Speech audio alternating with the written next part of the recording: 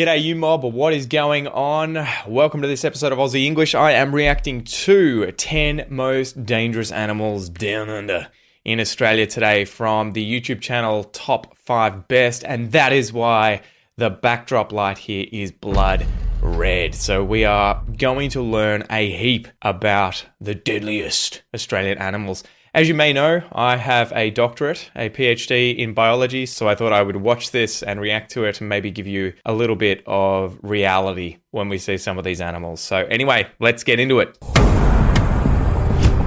If you're an avid traveler, I know you've probably added Australia to the list of places you want to visit. Only if you haven't already visited it yet. But I also know a lot of you are probably scared of visiting this massive country due to the bad reputation a lot of the animals that live there have. These animals have this bad reputation because of, I would say, nature TV shows like this. They're a bit sensationalist in order to get more views. After all, a lot of the animals that live in Australia are very unique to that part of the world. And inexperienced visitors might find a lot of these creatures to be frightening and intimidating. Today we're going to be looking at 10 of the most dangerous animals in Australia, so you all can learn more about these The dinosaurs are definitely the worst here in Australia. They'll get you. creatures and know what to do if you ever see one of them. Stay with me all the way to number 1 and learn the truth about the most dangerous animal in Australia. With all that said and done, let's begin, shall we? Number 10. Sydney funnel web spider. With a size as small as 5 centimeters, this little spider likes to hide in cool, humid environments. That includes rocks, logs, and, well, your shoes. That's a true story. So yeah, if you are not careful when you come to or live around Sydney and there is bushland and you leave your shoes outside during, I think I would say springtime, that is a bad idea. That is a bad recipe because the male Sydney funnel web spiders are the ones that go out and about searching, looking for females to mate with, and they tend to refuge in warm, dark places during the night. If you come to Australia, anywhere you go, and you leave your shoes outside, pick your shoes up, shake them together, bash them together, and, hold them upside down, shake anything that would be in there out before you put them back on your feet. Yes, if you plan to visit Australia, make sure you always check your shoes before you put them on. It is known that these spiders love to make a home inside of your house if the weather outside is far too hot for them. And if you're one of those that like to spray threatening animals with water, I must warn you, that ain't gonna work. Who sprays spiders with water? I'm gonna be using insecticide or a shovel. God damn it, where are you? The other thing here is that these spiders are incredibly aggressive. So if you attack them, if you come at them, you will see them give that startle response where they lift their legs up like this and their fangs come out, the venom drips from the fangs. So they are an incredibly fearsome animal. But the good news is they haven't killed anyone since the 70s. So no one has actually died from a Sydney funnel web spider bite in, over 40 years. So they are definitely not one of Australia's most dangerous animals. They have incredibly toxic venom. Bonus fact for you, the strange thing about their venom is that by evolutionary chance, it happens to be effective against primates. So if they were to bite monkeys, apes, or humans, we can die. If they bite dogs or cats, it's harmless. It doesn't hurt them at all. So there you go, funnel webs. Don't worry too much about them. They're not going to get you. And you shouldn't try that anyway, because that's, kind of a jerk move. But anyway, these spiders can survive underwater for a long time just by catching air bubbles right next to their skin. That's another interesting fact about them. They have hairs on their body, right? So they can trap air against their skin. And spiders, being invertebrates, don't have lungs. They breathe through their exoskeleton. They have all these pores on the exoskeleton. So if they fall into a pool, don't assume if you see a spider in the pool that it's dead, because they can survive for probably hours or days submerged in water because they can trap air around themselves. So again, just be careful. And also gardening. If you do gardening, use gloves. Really, really thick gloves. Number 9. The Great White Shark. One of Australia's main attractions are its beautiful beaches. Surrounded by the ocean and the largest coral reef, this country... Great white sharks. I mean, we have them here in Australia, but I think we lose maybe 1 to 2 people a year to shark attacks. So if you were to put things into proportion, you should be probably 500 times more afraid of driving a car than you should be entering the water. And obviously, if you want to swim in Australia and you're worried about sharks, go to main beaches where there are surf lifesavers and there's helicopters around, doing shark checks. And if you hear the shark warning, the siren going off, get out of the water.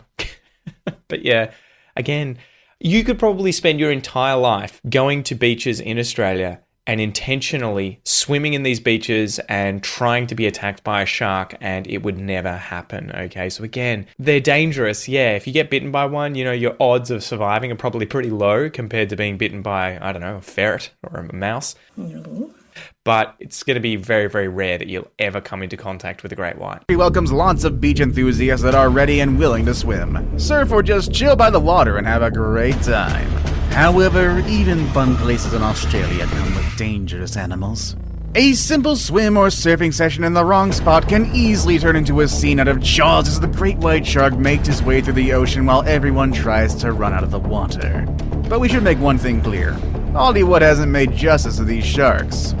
Yes, they are dangerous, and yes, they have caused some fatalities. However, they're not necessarily man-eaters. When it comes to humans and great white sharks, there are only 5 deadly encounters per year around the world. There you go, 5 deadly encounters around the world each year. The other interesting thing is, they aren't that attracted to humans. I think from what I understand, they will bite. They don't have any hands, so they investigate everything with their teeth, right?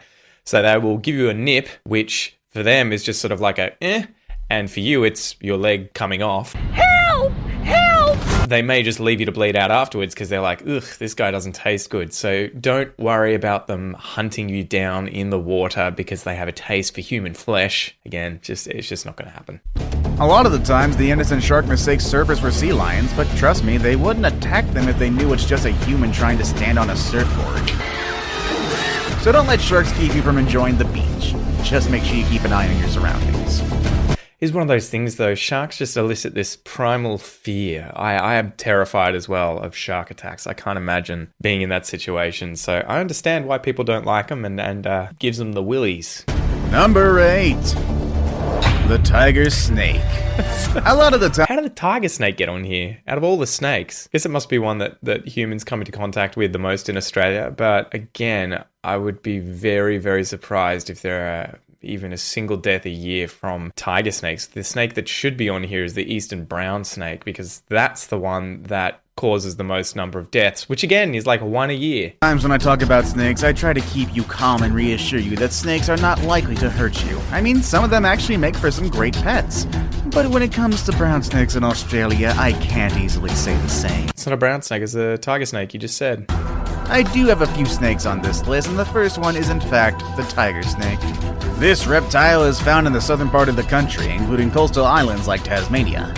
These I have seen about. Again, you're going to see these if you go hiking and it's late spring, summer, or the end of summer, the start of autumn. They come out on hot days. If you make a lot of noise and you rustle around, they're going to be wary of you and run away. And again, they're not going to hunt you down. So the only way that you would likely be bitten by a snake like this is if you're hassling it and you try and pick it up, or for some reason you have surprised that snake and stepped on it, put your hand on it somewhere, and it just feels like it has no other choice but to attack you. The other good thing is, a lot of the time, they give you dry bites where they're not even injecting venom. And if you do get bitten and you follow the right procedures and then go to hospital, you'll get the antivenin and you'll be sweet, you'll be laughing. They get their name from the fact that a lot of them have banded colors on their skin, just like a tiger.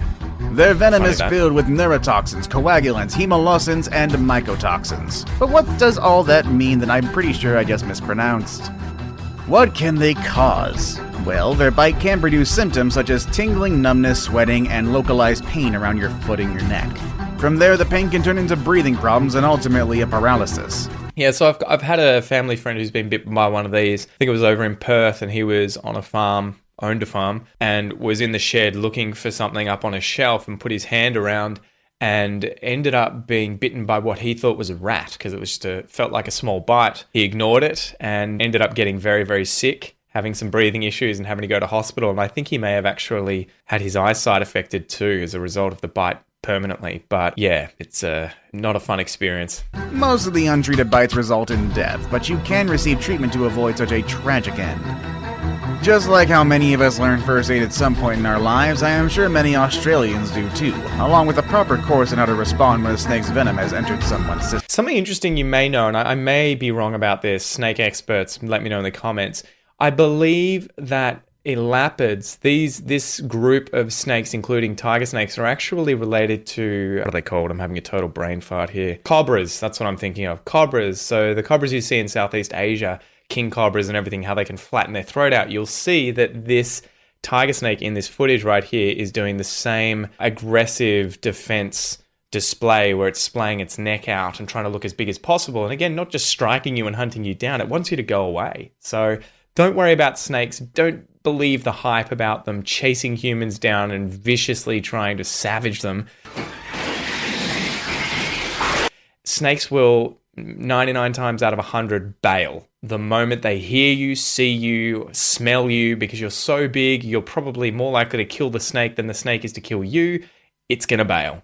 And you can see here, this is exactly when the snake has an opportunity to bite me, but it doesn't choose to do so. What it does is as I pull my foot back, it gets a bit scared, it flinches to the side and heads for its last known safe point, which is in the soil cracks on the side of the road.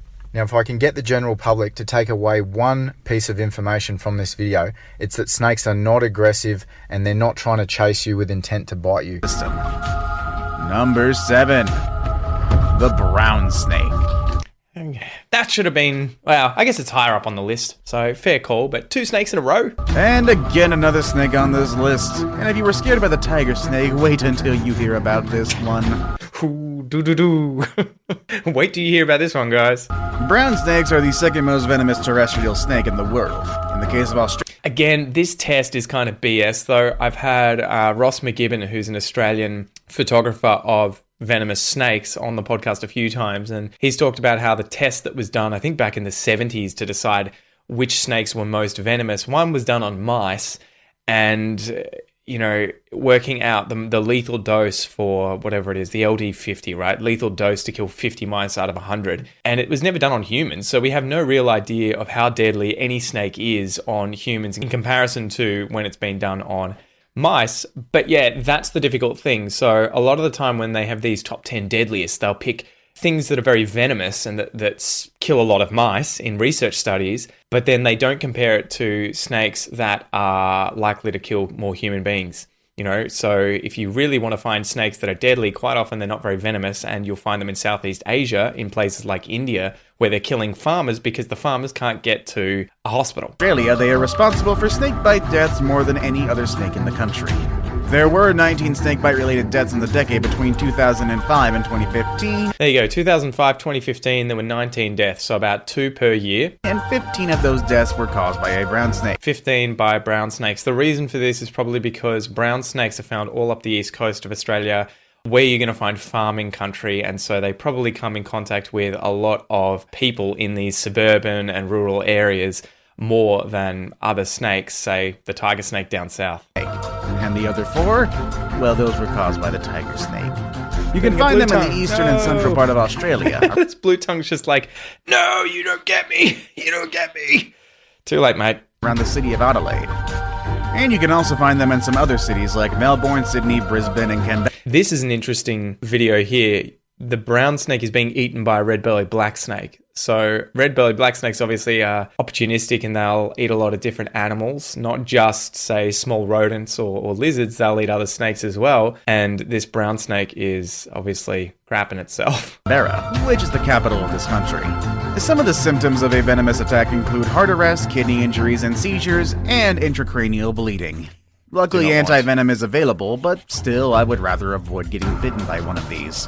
Again, go and check out Ross McGibbon's videos. He's done quite a few on brown snakes, and you'll see that when he's doing these videos showing you the behavior of these snakes, 9 times out of 10, they're bailing. They're trying to get out of the way. They want you to leave them alone. So don't worry about snakes. Just give them the respect they deserve and give them time to waddle off. Well, crawl off. So as you've probably worked out, this video was running a little long, so I have split it into 2 videos. Make sure to hit that subscribe button and the notification button so next week you'll be notified when the second half of this video comes out and we talk about the real 5 most dangerous Aussie animals. In the meantime, if you are learning Australian English or you are interested in the world down under, check out this video here. See ya.